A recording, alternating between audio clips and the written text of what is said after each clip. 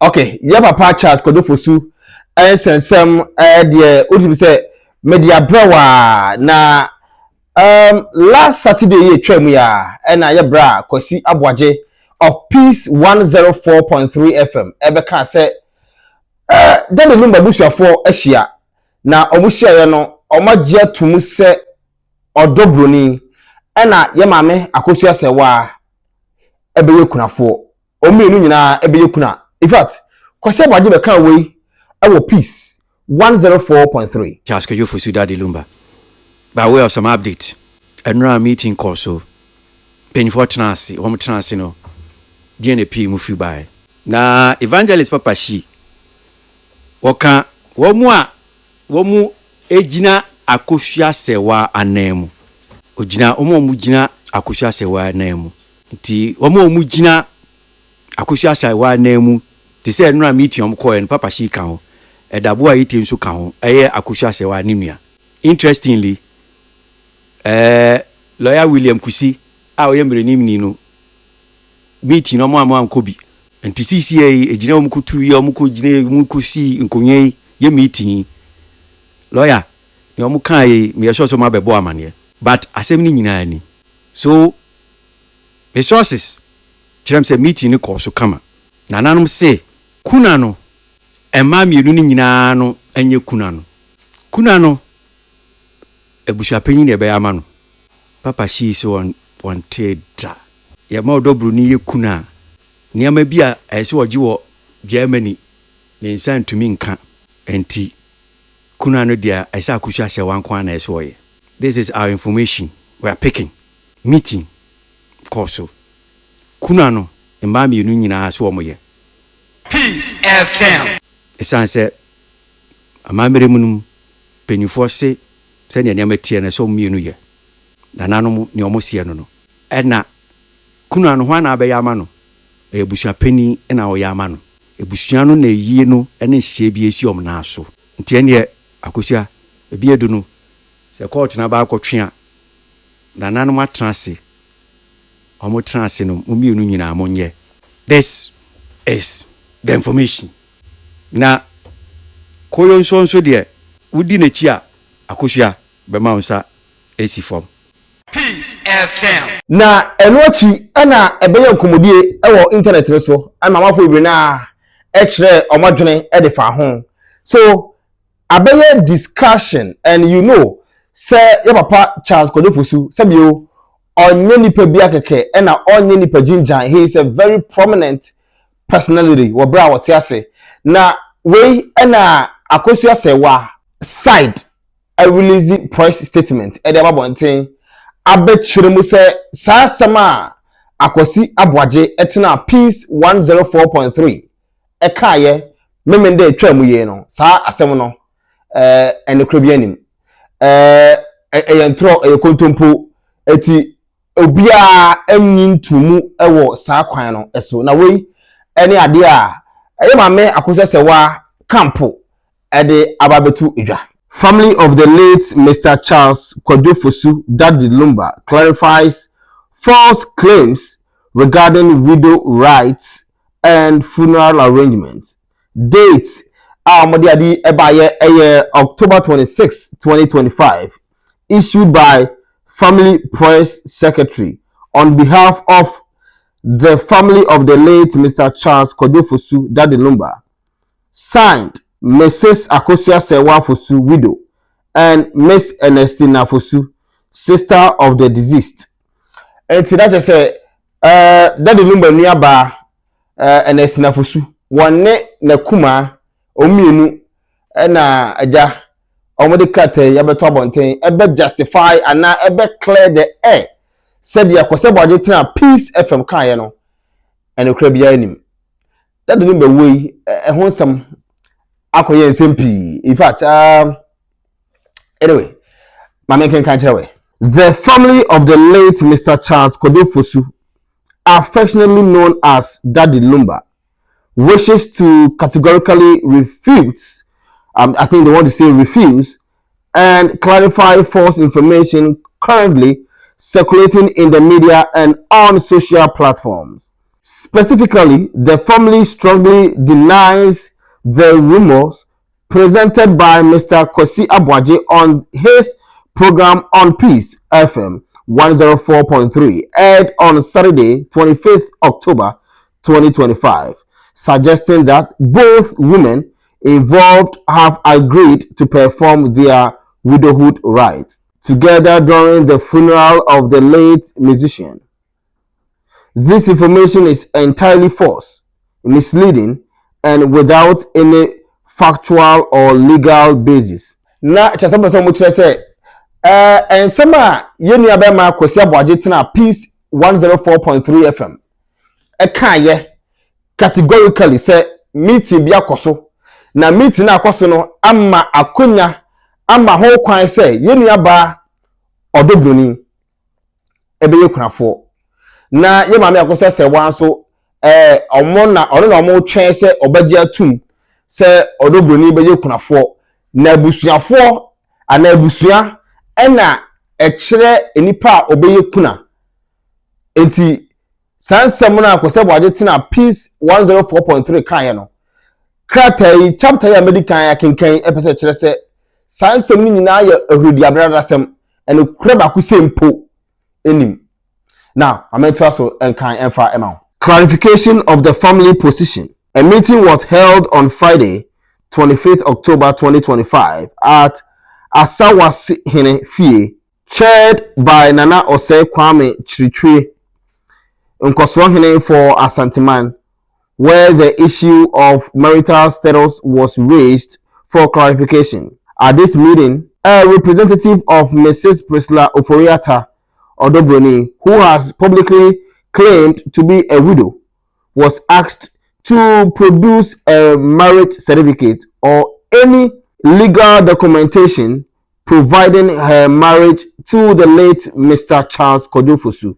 Now, the person chewa henie, and the woman say if you dey twam, abusiafo ko hia ekoto adwene efa ye bra pani ye nia bema ye wofa Charles Kojofosu da de Lumba ewu a wafiri mu any meeting abusiafo share ye no ampa omuko hia mu fie da etwam eye October da etoso aduonu enum October 25th 2025 ampa se abusiafo ko hia ye no bu share ye no Bronii ho asem ko pie mu ene awaresem ekopie mu eho ene abusiafo ko busa se Bronii se yampa se ye nia bema Charles Kojofosu da de Lumba eye ho ade a fa marriage certificate kire se ampa wo ye ho ade be kire ana se bibi a edi adanse se ampa wo ye ho ade no fa bra na fa be kire same way. Okay, now I'm into us say neither Mrs. Oforiatta lawyer nor Abusuapani Kofi Owusu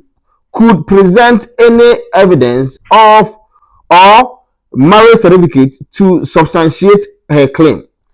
Now chesamba say Miss Oforiatta lawyer Bronii lawyer and afi Abusuapani Kofi Owusu omantimi amfa ekrata bi ana bibi a kire se da de Lumba Charles Kojofosu bera wote ase no oye Bronii ho ade no omantimi amfa saa ade na amekire enkrata mekenkan na kire. Okay, mama santo aso enfama. Now o say following this, Nana Osei Kwame Chirichwe ruled that in the absence of any legal proof of marriage, the only recognized and lawful widow remains Mrs. Akosua Serwaa, who was married to the deceased under the marriage ordinance and is recognized under both Ghanaian and German law. He, however, noted that since the matter is before the court, the final determination will be made judicially. Okay, now, opening our tina jam ekenkan sem no hwema enkomo course so Nana Osei Kwame Chirichwe na oka say obusa say Bronii ene na busuafo ana busuapani emfa nkrata bia kire say papa yenu abema owura Charles Kojofosu bra wote ase woye Bronii ho ade pefe no ofa sankrata ne mra no abusua say enkrata making care pese kire say Bronii enya sankrata na afanya de afa ama enunti ama papa yi pani ya friend no say Nana Osei Kwame Chirichwe ejina mu ka say well ene say onni nkrata bi e kire say papa yi yo ho ade ana bibi mpo en kire say ayada sidie say yo ho ade de a ene sa de a ene madunu mu de ene na e maame Akosua Serwaa Fosu ena obegina mu say kunafo nemum meme de mekanie na so emuaya kase ne pa be free court ena ebeba oso wonu nyina ya wo se nyame adom a ebrada be ya October 28th ena ye call PM wo court biem na ya hwe enchiremu de be kwa akosie now court ena share se abusafo enko dwene ho na wotwe mienu emu ana ye koi enko dwene ho se omutimi ti ase eka asem no siesie asem no ofie de a ene ye bi asem no free court ede abeka na ofie nemom se omukodwene ho na entiase ankoye adwuma na twema mentwene gusu wo hode a ene ye court na bebu asem no enti so far de akọ aba enie na wa mesa so kenkan krata no na menchechiremu enchirew enkosi ase se de be ya enkobasa bi a se bi o makan efa bi eja efa bi enti meto aso. At the same meeting, Mrs. Priscilla Oforiatta, which is Bronii, insisted on performing cultural widowhood rites. However, the family of the late Mr. Fosu, led by Mrs. Akosua Serwaa Fosu and Mrs. Ernestina Fosu, family objected, stating that no individual can assume the role of a widow or perform widowhood rites without a valid marriage recognized by law. Jamie Kensi pese chese yeni aba Bronii Priscilla esi sudia eka se chenchira che obeye kunafo now hona krata pese chese ene abusafo ene ade ka se da bi se uni nkrata bi a chese papa ye ho ade de a ene de ye ne ho ade e wo fie esa ye ne ho ade e wo emre mu no ono ena ebe ma ne kwan ama waye kunafo we ene asema krata yi eka. All right, now just say me so etwaswa ene na enie tie. As the family stated, we are not going to change the law just for Mrs. Priscilla Oforiatta. Neither Ghana nor Germany will bend their legal standards to favor an individual without lawful standing. Anyway, I'm into also. What the law says in Ghana and Germany, under Ghana's ordinance marriage law, Mrs. Akosua Serwaa Fosu is the lawful widow and next of kin of the late Mrs. Charles Kojo Fosu, with full rights to control over funeral and burial arrangement, request investigation on an autopsy review, and inherit or administer the deceased estate. Na chese yaba me Akosua Serwaa Fosu ono na ye yire na bibia nso kire se wo ye yire enti emrama na ho kwan se the Lumba autopsy report akoye na sei o kina sei no se bi ono ekunafo no obahwehwem na bo hu de ekunu ni kunu afa so wuye no tutu nchan aye no ho hye bia nso no awase o sipista na owo mu bie wo de no tutu nchan so dia ene na the Lumba inherit je japade bi ni bi owo bia ni ma bi ehye tokro bia mu no ne estate ne ma ne japade nyina so no kunafo ho kwan se bi o ono so ani ehwem bi na ohun ba bi a ode bibia be dey ebekọ akoto ene the Lumba yi ni woi echi sensem ametoso o say under German civil law, since no divorce decree was finalized before Mr. Fosu's death, the marriage remained legally valid, thereby confirming Mrs. Fosu's legal status and spousal rights in both Germany and Ghana. Na che say German memu no e ba me Fosu ana e ma me Akosua Serwaa wona the Lumba enyai so mo nya de na je say enkrata making care better kire say e ma no ho kwan bia say obekoso aye kunafo ana obedi ni kuna na ware ne gusu etiapo ware ni ginamu chese bibia chese mo jaware no divorce certificate nothing enti sade a ene na nkrata ma me ko chese wa fusu ho kwan say ono ene kunafo amesa so to aswe. Any attempt by other individuals or family members, including Abusuapeni Kofu-Owusu, to claim authority over the body or to conduct funeral rites without the widow's consent constitutes a violation of Ghana law and internationally recognized spousal rights under German law. And the Enkrate says Abusuapeni nim na abaso ofa kotikwan biso ofa kwan biso a enye kwan ya etene Bible say ekwan bo ho a etene woni pe no so na so we kwan no yowo eji so ofa kwan biso na okoye ayi wadumi waka bibi na alo bi kwaye say obeye yi no wo bra kunafo ense ne mu bidia ne Ghana mra ene se bi abuchire Germany mra ene Abusuapeni Kofu-Owusu ebedi ne pa eye bako ehun se bibre ene ma mental so. Family statement. We, the family of the late Charles Kofi-Owusu, and it's deeply troubling that this issue is even a subject of public debate. The law is clear, consistent, and self-explanatory.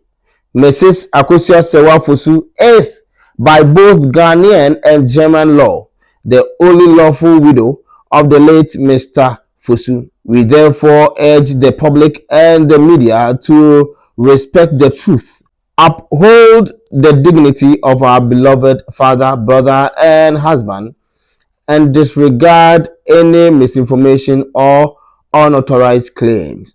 Na abusuafo basa kire say, hey, ensema ya twene sere ne abasa, ene we ka we, arecha we ka we, ene we da we so we kenka na adwene, we adwene nie TikTok for ka, social media for, YouTube for, we obi e che na adwene for Lumba eye ne nsensem ho no.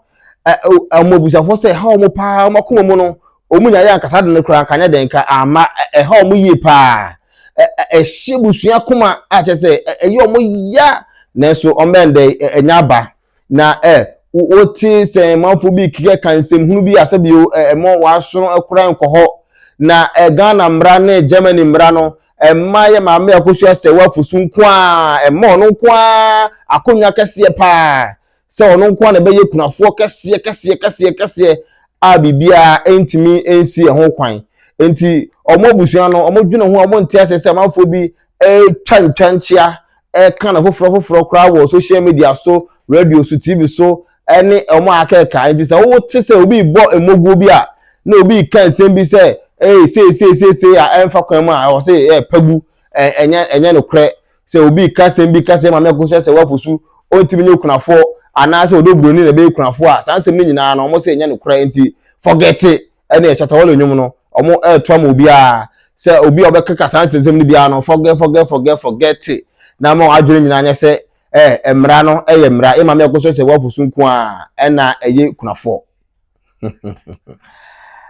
Hey, any abusia de ewo ho ne na tie for media and public enquiries Fosu Family Communications Office and edesa kratei ede ebetu dwa a menso baken ka bi diama na yebra pani Akwesi Aboagye so ebeka asem we se lawyer a oginamu ede ma ye maame Akosua Serwaa afre no abone ntre ha na wone ne yere omienu abone ntre ha fon so asan so abone ntre ha say omode no ebe court omkosi no ewo court all because of say what's na radio so discuss odo Bronii Akosua Serwaa that the Lumba nsensem ama wasan so ma ho kwan kra ma MC Yeboah edi ono lawyer no atem ente kwase Aboagye edi we nso etudwa yawada me de betu manim se me colleague Yeboah bebo mamane mrenim ni a ogina honom say ma Akosua Serwaa plaintiff applicant a odi odo Bronii akogina court odi Kofi-Owusu Obusuapeni akogina court transition funeral home akogina court a friend. Say, Obi didi ono lawyer kusina tem. Omu bise onipa akona so ya Yeboah. Ena osi onipa akona mfre no ni na tem. Ya wada ya Yeboah santi wa se ontumi nya saada. Onye bibia saa. Oni any motivation to do that. That is what she said. Onim ne ebe man nti obe bibisa. She's not done anything. Eno ya wada ye di san komo no. Eno afie etiefo. Me da so de. Me sorry na lawyer William Kusi afre me a number of times. To me return a call no. Me return a call no. Na asem nyina ne se adentina ma be kan radio so ya Yeboah asem no. And I'm say me yansem training tin nsem bi wo eba na edi se e kan edi kan ye be kan enye ensem de oburu bi su pa na bra woni me kasa na meti se obi ye na no kati we chiro chip ena meti se lawyer na kase nya butre mama woni na kasa nya butre ma mi hu ya ne se oni na hyase e kasa o introduce no se lawyer Kusi na yere na am se maame akwaba ena o hyase na me pese me ti na asem ase die ben ne how Peace FM o si adentina me se my disappointed e wo lawyer Kusi emu se na yere afre na am se well asema me kan radio so no me ka kire wo kun bra me frɛ no me ka kire no say I'm disappointed because me ni ma de kronti a ne yere ko frɛ ya Yeboah and that ne yere no oye lawyer na oni ne ye adwuma na de ntia enti a lawyer fo mu di asem wo Ghana ha nyina se obi kan bibi fa lawyer no ho na entene da ne yere be fa phone. For me, I saw that as professional misconduct. I mean, how? Ubefre to the sense of better thing oni pa kono.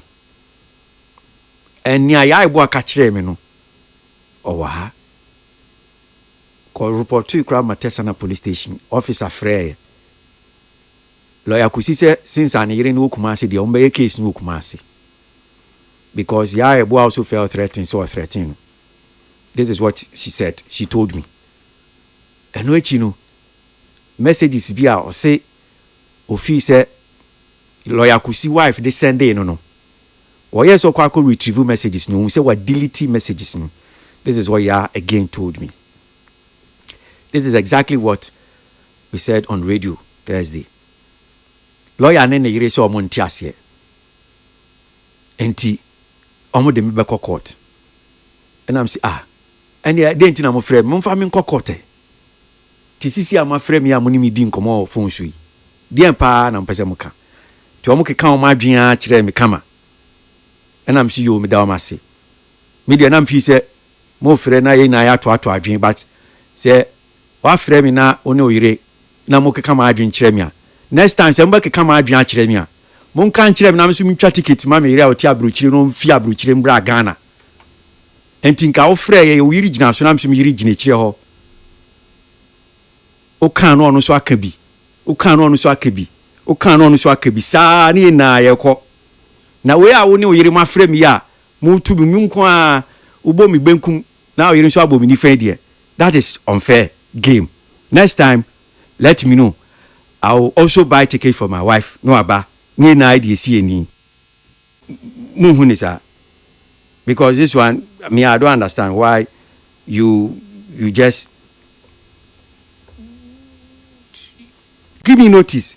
Let me know. Say yes.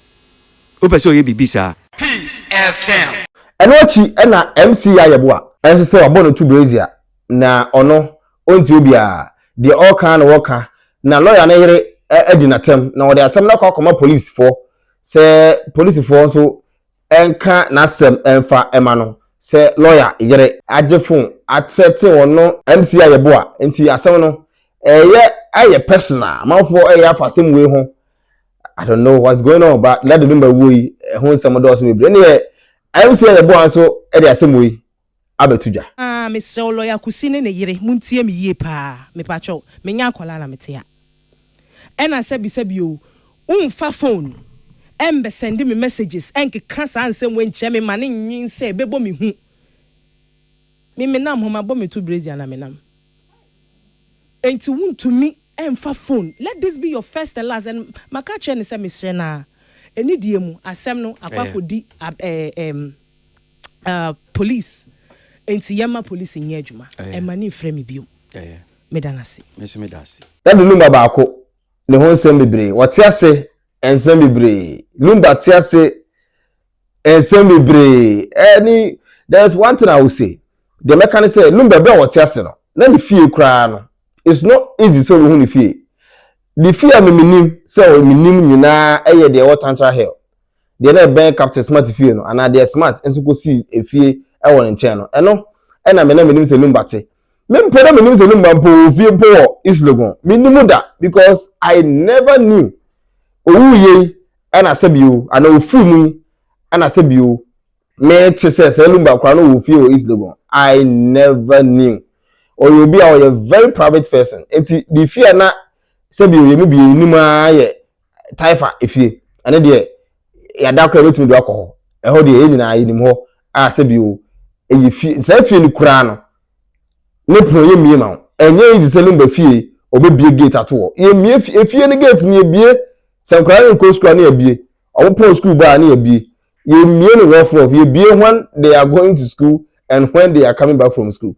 And this person were film and will be a Canadian will be a Canadian cheddar the Lumba sebi will be a sebi o mo bra kwa no di Lumba tem will be a o mo bra no di Lumba tem papa wa born bra say will be a bodin ho ban say will be a utimi hye fie ben fie num na ye hu ne da na se na Lumba bonten na unhu ne da na unhu Lumba was so scarce to the point that untimi hu Lumba ube hu na no gina pastor wo perform ana TV so ana bia wa flash wo twam quick bi otine kam enye easy se bo hu papa we ene obrempon se da form ema ubia keke etime twa camera sin anim e cassette ya no di na tem chale dio be di no be se mo se enti generation pa ebu efe ni buo de chale ye ni bio because I don't know the share me bu nkompo machi me krom konongo way back na pani bi to a ehunu kura to so ebu bi a wode massa bi o emu na wo no kura wanti ase no de wi a wo respect emu no yet time me dey Charlie I think say you problem because social media no abeboa na so enye entirely true because sometimes I don't know but yeah me fancy because me essential for I say it as it is bi an say mo de kura ta be ma be kan me mediatem and I me take stand but I think say ye mother the Lumba e bra obebo any edi pa obejima Ghana no we should respect that I say I am an abro so dodo atem the die eh e ma me Akosua Serwaa ma me obo brasi 60 something years eh tibi twufo di na tem odo Bronii ka oni abana na nka ape obi tibi twufo di odo Bronii atem naka odogbo ni ke yonu aba na kodo Lumba ba fi anka hompe odogbo ni yonu aba ena kodo Lumba ba fi ho anka wo ka hompe se ka hompe ye ma me Akosua Serwaa yonu aba ena ko wa yonu da Lumba ka hompe anka hompe but anko yonu ena se bi anko ye wadanfu bi anko ye obi a wo ben no enti wuti akiri na afa phone na wodi atem na afa camera na wodi atem ye ntu ebu na edin ehun na edimpa it's not easy edim so obo din ho ban naka edimbo kenye din a enipa bo ho ban a ka chema general kwa mesefa kan kebre bi ko woni same jamfi enya issue and can't tell say same why am I there me ya pamacho ana kwanako restricted because me din and I mebo ho ban so okay we are seeing no same jamfi ekocha agrada esika e mama for the same jamfi be see apaso din na temper ma me kura be pacho e man no because he's a very young good guy. I made a video about pacho man. Yes, say me bungo to you nyina say or say ye fanche because I mean he's a young man. This time na ni din e ho be hia no ko be a cast me jamfi be din atem. Ma for make reference of what Chairman General Ekaye those days say Same all what I have is my name and there will be a time all what you will have is your name. So go back to that platform and retract.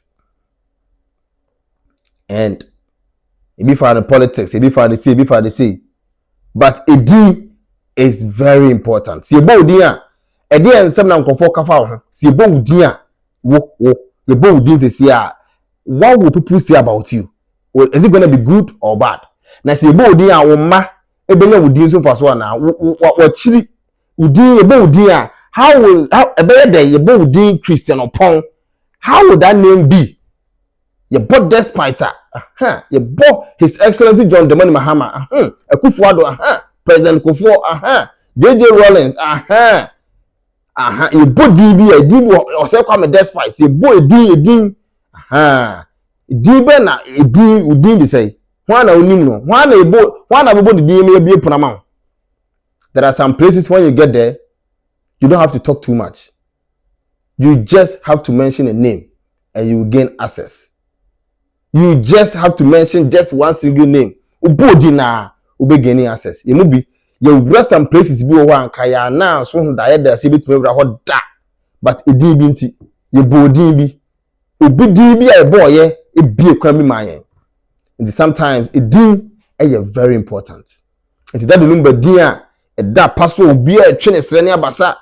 Ubi kase we abusia for mesre e din nti na Yesu Kristo din no ene kwa na ma asofo bi enyeska Yesu Kristo din Yesu Kristo no nti asofo bi enya adwuma asofo din na omudi because e din bi nti e din Yesu no Jesus Christ din nti some pastors are not even working omo church members say asofo tenafie na ye osoma adwuma no na your church members on the show. All because of one name, Jesus Christ. That name, Jesus Christ, has made it has established some family. It has established some kabuma beriase. Share hallelujah challenge it's just because of one name. One name, it may gather millions of people across the globe. Share hallelujah challenge. All because of one name. What is that name? Abusuafo the two formal teacher so that the number din e din kakraka say Charles Kodefosu. Anyway, we did the Christian upon. Thanks so much for your time. Poyaka.